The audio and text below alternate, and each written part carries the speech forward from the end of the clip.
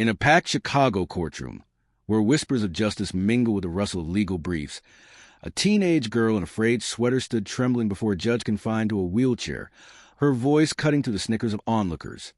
"Your Honor, free my father, and I swear I'll help you walk again." The gallery erupted in laughter, bailiffs rolling their eyes, but Judge Harlan Brooks locked gazes with young Mia Carter, unaware that her desperate plea would spark a chain of events that left the city and his own life forever changed. Mia Carter was 16, all sharp elbows and quiet fire, raised in a crumbling South Side apartment where hope was as scarce as heat in winter. Her father, James Carter, had been a mechanic, hands calloused from years of wrench turning, until a robbery charge landed him in Cook County Jail. The evidence was thin, a grainy gas station video, a clerk's shaky testimony, but a public defender's fumble meant James faced 7 years for a crime he swore he didn't commit. Mia believed him. She'd seen the late nights he pulled to keep their lights on, the way he'd slip his dinner portion onto her plate when money ran dry. That man didn't rob stores. Judge Harlan Brooks, 54, presided over James's case in courtroom 302, a cavernous space where fluorescent buzz and creaking benches set the tone. Once a marathon runner with a reputation for fairness, Harlan had been paralyzed from the waist down after a car accident 3 years prior. A drunk driver swerved on the Dan Ryan Expressway that stole his legs and nearly his spirit. He wheeled into court daily, his black robe draped over a frame that still carried the broad shoulders of his running days. But his eyes held a weariness that verdicts couldn't mask. Mia had been in the gallery for every hearing, her school books tucked under one arm, her mother's old rosary beads in her pocket. She dropped out of 10th grade to work part-time at a diner, bussing tables to cover legal fees after their savings ran dry. The night before the sentencing, she'd overheard a courthouse janitor mention Harlan's accident, how he'd tried every therapy, from aquatic rehab to experimental stem cells in Germany, only to stay tethered to his chair. Mia, raised on her grandmother's tales of faith healing from their Mississippi roots, fell a spark. She'd seen her grandmother pray over neighbors' ailments, fevers broken, pains eased. Mia didn't claim miracles, but she learned the old ways. Herbs, touch, words that carried weight. It was a long shot, but James's freedom hung on it. On sentencing day, the courtroom buzzed with routine, lawyers shuffling papers, a clerk calling the docket. James stood in an orange jumpsuit, his wrists cuffed, eyes hollow as the prosecutor ready to push for the maximum. Harlan listened, his face impassive, pen tapping the bench. Mia sat in the back, heart pounding, her plans scribbled on a napkin from the diner. When the defense rested, Harlan asked if anyone wished to speak before sentencing. Mia shot to her feet, ignoring the stares. "Your Honor," she said, voice cracking but clear, "I'm Mia Carter, James's daughter. My dad didn't do this." The video's blurry. The clerk was half drunk. "You got power to let him go. If you do, I'll help you walk again. I know ways, old family ways. I'm not lying." The room froze, then erupted. A prosecutor snorted, muttering, "Circus act." A bailiff chuckled, hand on his radio. Spectators whispered, some pitying, others mocking. Harlan raised a hand, silencing them. His gaze pinned Mia, sharp but curious. "Young lady, this is a court, not a revival tent. You're out of line." "I know it sounds crazy," Mia pressed, stepping into the aisle, her sneakers scuffing the worn floor.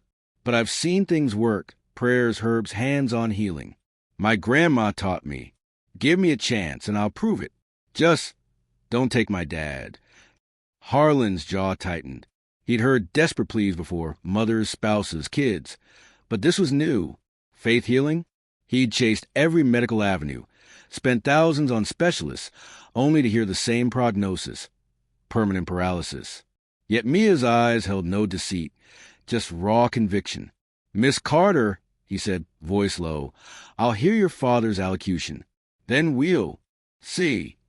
James spoke next, his voice steady despite the cuffs. "I wasn't there, Your Honor. I was fixing a carburetor at my shop. Time-stamp receipts in evidence. Ignored. My girl's all I got. She's betting everything on me. Don't make her pay for a system that's wrong." Harlan recessed for deliberation, wheeling to his chambers. Alone, he stared at the case file. The video showed a man in a hoodie, height and build like James, but no clear face. The clerk's statement wobbled under cross-examination, admitting dim lighting and a bourbon buzz. Reasonable doubt gnawed at him, but so did Mia's offer. He wasn't religious, lapsed Methodist at best, but her words echoed his late wife's belief in second chances, in things unseen. Back in court, Harlan delivered his ruling. Mr. Carter, evidence is inconclusive. Prosecution's case leans too heavily on a shaky ID. I'm dismissing the charges with prejudice. You're free, pending paperwork. Gasps rippled. James sagged, tears his eyes.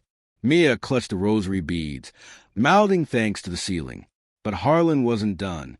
He beckoned Mia to the bench, voice low, so only she heard. You made a bold claim. I'm not a fool for miracles, but I'm listening. Meet me tomorrow, 8 a.m., my chambers. No cameras, no stunts. Mia nodded, palms sweaty. Yes, sir. I'll be there. Word spread fast. By evening, local news vans parked outside the courthouse, reporters sniffing a human interest story. Teens please sways judge in shocking release. Mia dodged them, slipping home with James, who hugged her tight in their tiny kitchen, whispering, You're my miracle kid. But Mia's mind was on tomorrow.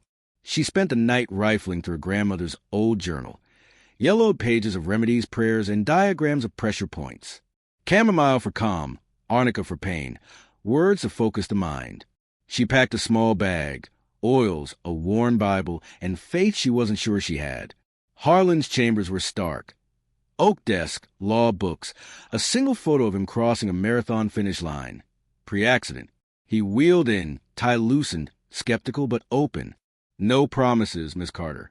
I've tried it all. PT, nerve stimulators, you name it. What's your angle? Mia knelt beside his chair, voice steady. Not an angle. It's about energy, body, spirit. Grandma called it aligning what's broken. I'll use touch, some oils and words. You don't have to believe. Just let me try. Once a week, 30 minutes. If nothing changes in a month, I'll stop. He studied her, then nodded. 1 month. My staff sworn to secrecy. Go. She started simple.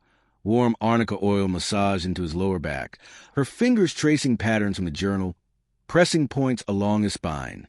She murmured a prayer, half remembered from childhood, asking for strength, not just for Harlan, but for herself. He stayed silent, eyes closed, humoring her but braced for disappointment. Sessions continued weekly, squeezed between court dockets and Mia's diner shifts. She added chamomile tea to calm inflammation, taught him breathing exercises to focus his mind. Harlan humored her, expecting nothing, but noticed small shifts, less muscle spasticity, a faint warmth in his thighs he hadn't felt since the crash. He kept it quiet, even from his physical therapist, fearing hope's cruel edge. Meanwhile, James rebuilt his life. He reopened his auto shop, customers trickling back as word of his exoneration spread.